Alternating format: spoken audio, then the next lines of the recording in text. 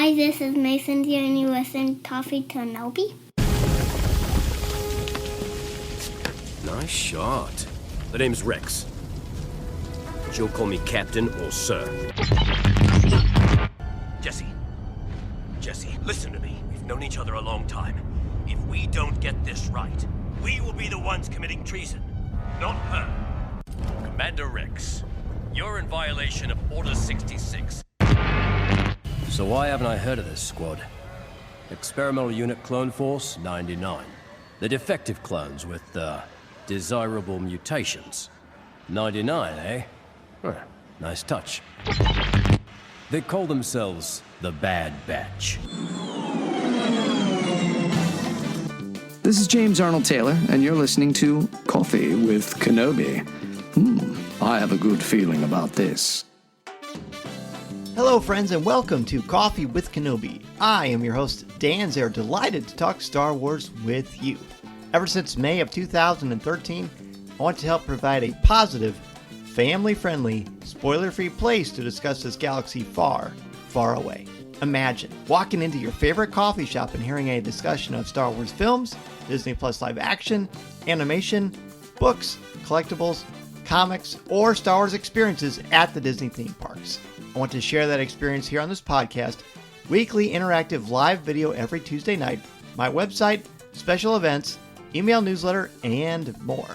Find out more and join our Star Wars community at coffeewithkenobi.com.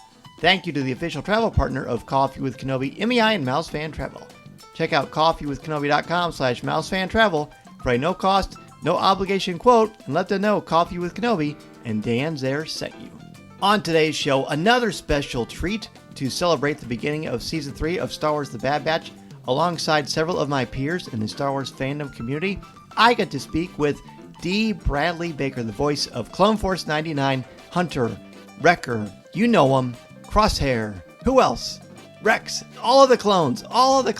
He's the voice of all the clones, and we're going to talk about that with him, as well as so many other things involving The Bad Batch Season 3. So pull up a chair, grab your favorite coffee mug, and let's have some Coffee with Kenobi with Dee Bradley Baker. Hi, I'm Trisha Barr from Fangirls Going Rogue podcast. Hey, Trisha. Glad to be talking with you. Crosshair has gone from this kind of classic Star Wars redemption story moving into an atonement arc. Can you talk a little bit about your approach to that? Crosshair is a complex character who's interesting because he starts out as a selfish, grumpy, incredibly competent person, and then is caught with his own selfishness and also some bad calls he has in terms of what the lay of the landscape is. And so he is someone who needs to be sprung from two different cages. One is the actual prison cage that he is entrapped in, and the other is a personal psychological cage that I think he is also trapped in because he's a beaten man, he's lost, and he thinks all is lost. He is done, and this is completely done. And the counter to that is Omega. Omega has learned over these past two seasons with the Bad Batch to be not only confident in herself, but to have a sense of optimism and practical persistence that is open to the improvisation of problem solving that she is about to school old Crosshair in. So that's an interesting journey to be on. I think one that people can relate to work through your own obstacles, to find the light and to find the optimism and to be liberated because of that. Hi, Dee. Dan Zehr from Coffee with Kenobi. Hey, Dan. Great to have you and chat with you. I want to talk about your journey into voice acting and vocal performance. What first drew you into this field, and how did it bring you into the world of Star Wars? Well, Star Wars drew me in when I was a kid, when I originally watched it. I mean, that was just a bucket of space water thrown on my head that completely changed, galvanized my young mind. You know, I immediately had my parents create for me a Jawa costume for Halloween back in 1977. So I loved Star Wars. I fell hard for it, as did many people. And so it's been most gratifying to jump into that and to find my place in this amazing universe that I loved so much as a kid. Hello, Dee. This is Kerwin and Keith of Father Son Galaxy. Hey, how's it going? Kerwin and How are Keith. you? Great. Hi. Hi. Dad and lad. So, last year we asked you about what Crosshair thinks of the Empire. Now that we know what's happened in the last season, we have a new question. How do you think Crosshair will regain the trust of the Batch and Rex pending his return? Well, Crosshair has got to walk through the fires that he has set. Crosshair's got to make the honest effort and do the work to not only get himself out and to get himself free, but also to make good on who he is and where he stands with his brothers and sister. So that personal journey is part of what's at play in this new season. Awesome. Thanks, Dee. William Dever with Ion Cannon Podcast. Looking back on the 3 seasons of the series, do you have a favorite episode or moment? That's a really tough one to choose. My 2 favorite moments would be, one would be Tech in the water cave talking to Omega about how he processes the world differently. That's resonated with a lot of people, and it really that might have to be my favorite moment too, because of it's something that totally fits in with the story, but it's something that people are hungry to hear and to feel is at play and acknowledged and accepted in the world. And so that very moment, I think that might be my favorite. My favorite episode would probably be the Outpost episode with Crosshair and Mayday, which is this heartbreakingly just this tragic and sad story that plays out and is the turning point for Crosshair. And I really love that clone Mayday. He's such a heroic and noble old lion that goes down and is really helps assist Crosshair in crossing over to a different perspective and finally admitting to what he's done and what the consequences of that are.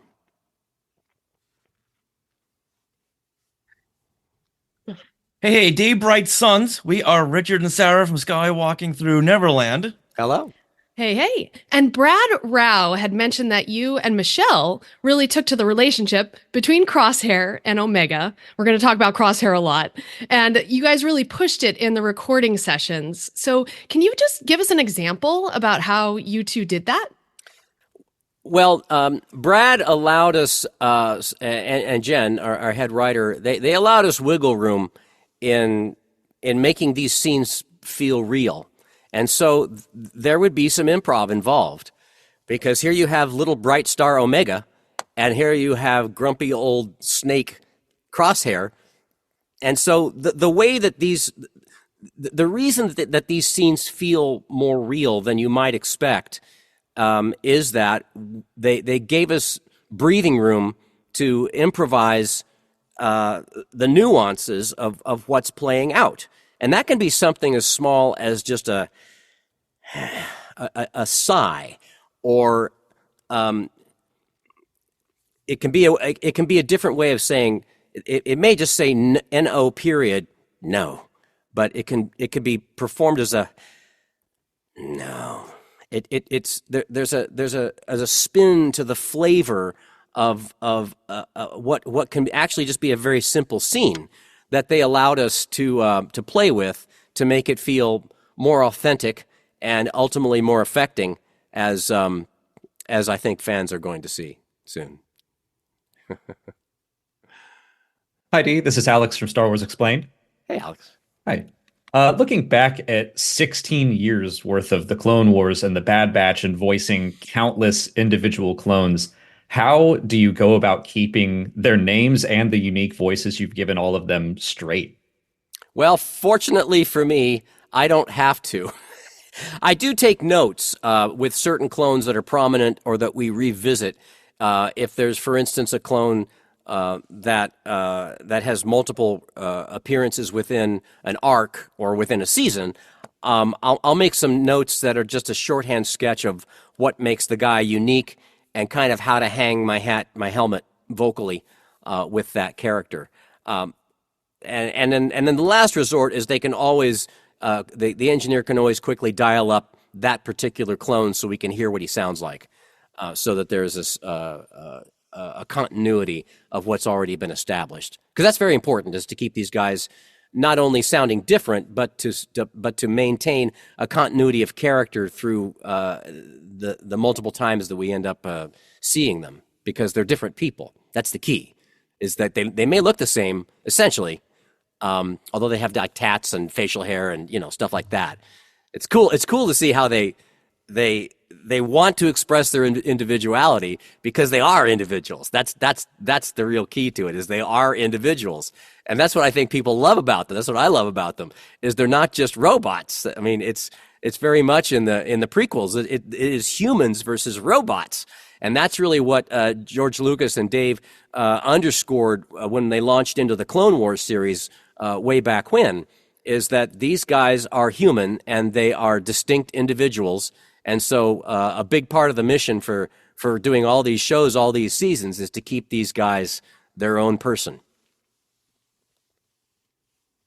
Hi, Dee. George and Josh for the Hollow Files. We had a question about you reading the scripts for the season. So I'm sure a lot of emotions and thoughts circulated after finishing reading that final page of the final episode. I'm wondering, what was your immediate emotional reaction? What thoughts were coming into your head as you read that last script? Have you guys haven't seen the last script though, right?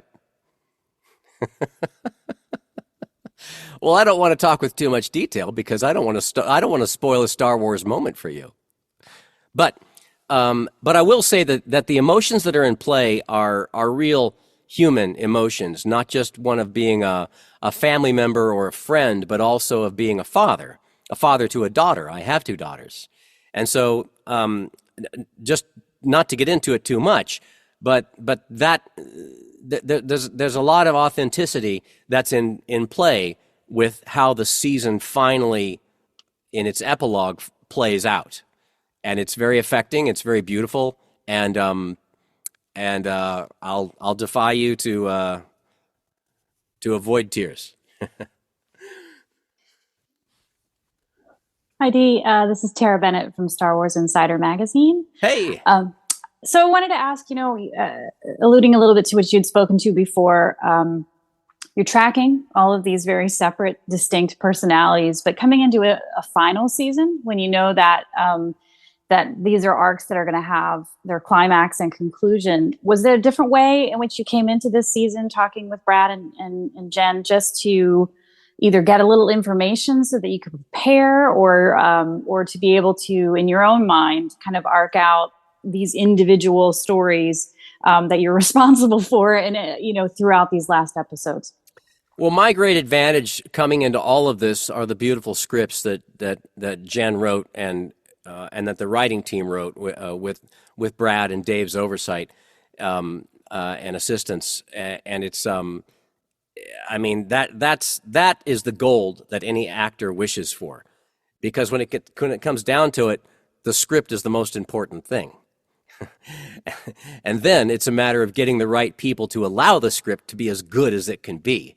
But if you don't have a good script, there's no amount of technique or effort that will make it a not good script.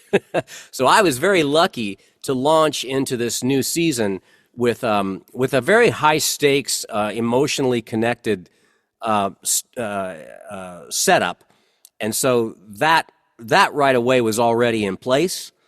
As are the relationships and the dynamic of what's playing out. It's really clarified, because the Bad Batch started out as kind of like, what are we doing? We're sort of these oddball guns for hire that work within this larger military structure, but now we're just freelance, and so we're doing some freelance missions and trying to figure out, are we just going to survive? Are we actually going to do anything other than just kind of keep going, or what are we doing? And then finally, it comes around to turns out we have to engage with this. We have to get involved, and in doing so, we get bit, we get separated, we get attacked, we get things we got to deal with, and so that's what's playing out here. So I guess what I'm saying is that the whole ground landscape was so fully and beautifully prepared that it was much easier to step into this season, which it's got a lot more going down, not just personally, but also on a larger scale. It's I mean, they bring it into a satisfying conclusion. I was actually heartened to hear that they said we're finishing it with 3 seasons, because that was a sour note for me when we stopped the Clone Wars without finishing the Clone Wars.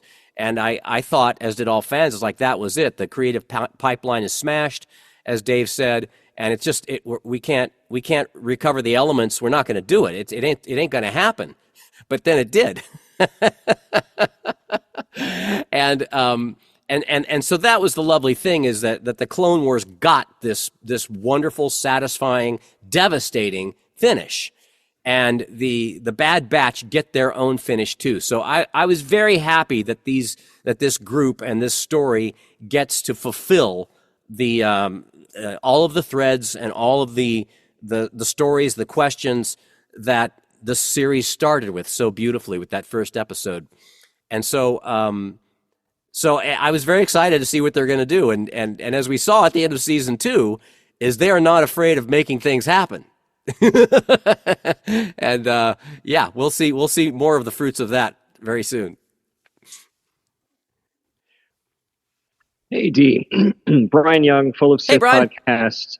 I'm curious, you've been doing episodes where it's very clone heavy, going back to season 1, where you're practically the only person doing voices. This season of Bad Batch, we have episodes where if it's not the record for the amount of different clones you had to do, it's close. And I'm wondering what that's like doing those episodes sort of by yourself, where you've got the Bad Batch and all the regs and everybody. But how has that process changed for you, or has it over the years where you've had to do that with all these clones? I think I've relaxed into the juggling match of of reading through a scene or an episode where it's mostly just me talking to myself, and I have to make the reality of not just the sound of the voice clear and accurate, but it also has to play out with the choreography and the presence and the energy charge of the scene that's playing out as well. Now, way back when in the Clone Wars, when we didn't even know if that was going to work, it was more of, I was a little more freaked out about it. Now, I think I've relaxed into the magic trick of jumping from character to character to character as we move through the scene, because the writing is very clear, the story is very clear of what has to happen, and Brad and Jen are there to guide me with this. And so I can do this with more confidence and more ease, with something that seems it's fuller and it's more complex. But I'm used to playing the orchestra. I'm used to the instruments. I'm used to bringing this all into one symphonic sound together, and so it's something that doesn't feel as daunting or frightening to me as it once did. Hi, Dee. It's James from Jedi News. Hey, James. How is it coming to an end of the Bad Batch and saying goodbye to these amazing characters? And which member of Clone Force 99 are you going to miss the most?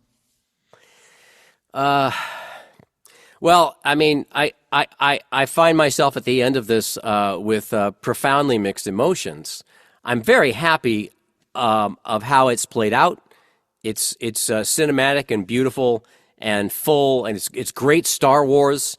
But even if you're not necessarily a Star Wars fan, it's great storytelling. It's a compelling story with characters that you connect with. And so it's been really gratifying to be a part of that. it's also something that I very much will miss. But you learn this as an actor, is you come together to make a show, to collaborate in the story that you're telling together. But then there's always a final curtain call, and you say farewell, and you move on to the next show. And you get used to this as an actor, which is a very human thing, is that we come together and tell the story of our lives, whether it's learning to be a person in our society, or to be a family member, or to be a good friend, and or to be the owner of a pet or something, but something that you invest yourself in, that you collaborate with to create this story, this human story, and then eventually you have to say goodbye to that, and you move on, and you find other stories to connect with and to support yourself with, or to give yourself to. And so that's it. It's with great mixed emotion that I feel the approach of the wonderful mission that we are bringing home. Evening, everyone. Hi, Dee. Mark from Panther Tracks. Hey. Hey there. You've been so involved in so many storylines in, obviously, the Clone Wars and now in the Bad Batch. Do you think the era, the Clone Wars era and the post-Clone Wars era, gets the credit that it really deserves? And as an actor being so involved, how interesting has that been for you to perform all of this? Well, the Clone Wars era, I mean, all I see is just lines of fans at the conventions who want to say hello to this clone or that clone. So I think the attention is very much there, and I feel it. I feel that full force with the fire hose of fandom that you experience at a convention. So it's very exciting to be a part of that, and yet I do feel only a part of it, because the thing is, people want they want to say hello to Rex. They want to say hello to Wrecker. They want to say hello to, I don't know, Cody or whoever else. And it's like, yes, I voiced these, but I did not write these. I did not direct these. I didn't animate it. I didn't light it. I didn't, on and on and on. There's a whole collaborative army of these artistic, brilliant technicians and artists who are creating every single frame of it, that is, if we still have frames of the story that's playing out. And so I temper my actor's ego with with the perspective that this is a grand collaboration of a story, and that the way that these characters and these clones connect with the fans and the people that love these shows is part of a group effort. And I am but one of the troops on that dropship. This podcast is not endorsed by the Walt Disney Company or Lucasfilm Limited. It is intended for entertainment and informational purposes only. The official Star Wars website can be found at www.starwars.com. Star Wars, all names, sounds, and any other Star Wars related items are registered trademarks and/or copyrights of Disney and their respective trademark and copyright holders. All original content of this podcast is the intellectual property of Coffee with Kenobi unless otherwise indicated. This is the podcast you're looking for.